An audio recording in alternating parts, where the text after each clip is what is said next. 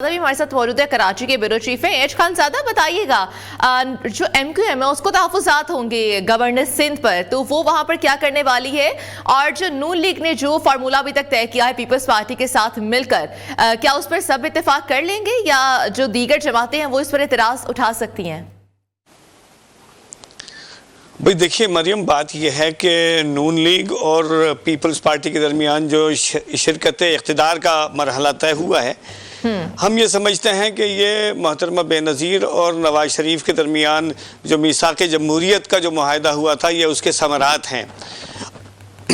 और हम पाकिस्तान की सियासत के लिए इस शराकत इक़्तिदार के फार्मूलों को ये समझते हैं कि इस तरह से अगर मिलजुल के चलेंगे तो पाकिस्तानी सियासत में बेहतरी की तवक्का हो सकती है।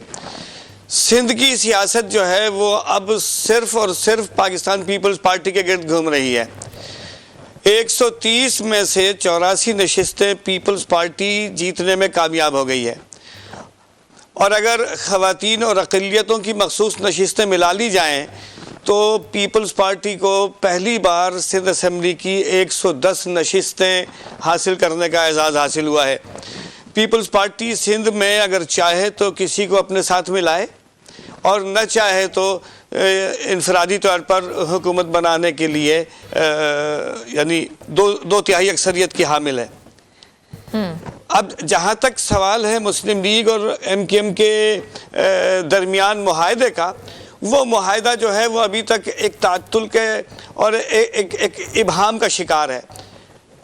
और वो इबहाम ये है कि मुस्लिम लीग ने अपने गवर्नर के नामों का, जो गवर्नर सिंध के लिए जो नाम पेश किए हैं, वो मुस्लिम लीग सिंध के अहम रहनुमा हैं बशीर मेमन, और मुस्लिम लीग के एक रहनुमा है निहाल हाशमी। इन दोनों के नामों पर मुस्लिम लीग गौर कर रहे हैं कि जी इनको गवर्नर सिंध होना चाहिए।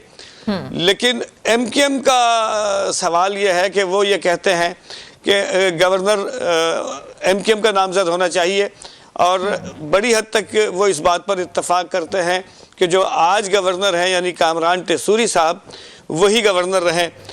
अब इस सारी सूरत हाल में ये इबहाम जब तक हल नहीं होगा, जब तक काम आगे नहीं बढ़ेगा। और हम समझते हैं कि जो इजलास जिसके बारे में जावेद बलोच साहब ने बताया कि वो जो इजलास ख़त्म हो गया है, वो फिर इजलास शुरू होगा, फिर इजलास शुरू होगा। तो जब तक ये किसी नतीजे पर नहीं पहुँचेंगे, जब तक ये इबहाम की कैफियत बरकरार रहेगी। अब हम ये समझते हैं कि सिंध असम्बली का या पाकिस्तान की जो सूबाई असम्बलियाँ हैं, पंजाब है, KP है, बलूचिस्तान है, वहाँ हुकूमतें मरकज़ से पहले बन जाएंगी। उसका सबब यह है कि जब सूबाई हुकूमतें कायम हो जाएंगी और सूबाई असम्बली के अरकान हल्फ उठा लेंगे, तो फिर अगला मरहला सेनेट के इंतखाब का है। और सेनेट के इंतखाब के लिए ये बहुत ज़रूरी होगा कि जो सेनेट का इलेक्टोरल कॉलेज है वो इंटैक्ट हो। सिंध में अगर हम जायज़ा लें तो 84 नशिस्तों के साथ पीपल्स पार्टी, और उसके साथ 20 मुमकिना तौर पर ख़वातीन, और 6 जो है वो गैर मुस्लिम नशिस्तें उनके साथ हो जाएंगी, तो ये 110 हो जाएंगे। ठीक। उसके बाद MQM का दूसरा नंबर है, 28 नशिस्तें MQM ने कामयाबी से जीती हैं। 6 उनको ख़वातीन की मिलेंगी और 2 उनको अक़लियतों की मिलेंगी। ठीक। उसके बाद 2 सीटें जमात इस्लामी की हैं, 2 सीटें GDA की हैं। 11 लोग वो हैं जो आज़ाद उम्मीदवार की हैसियत से जीते हैं, और इन्हें PTI की हिमायत याफ्ता कहा जा सकता है।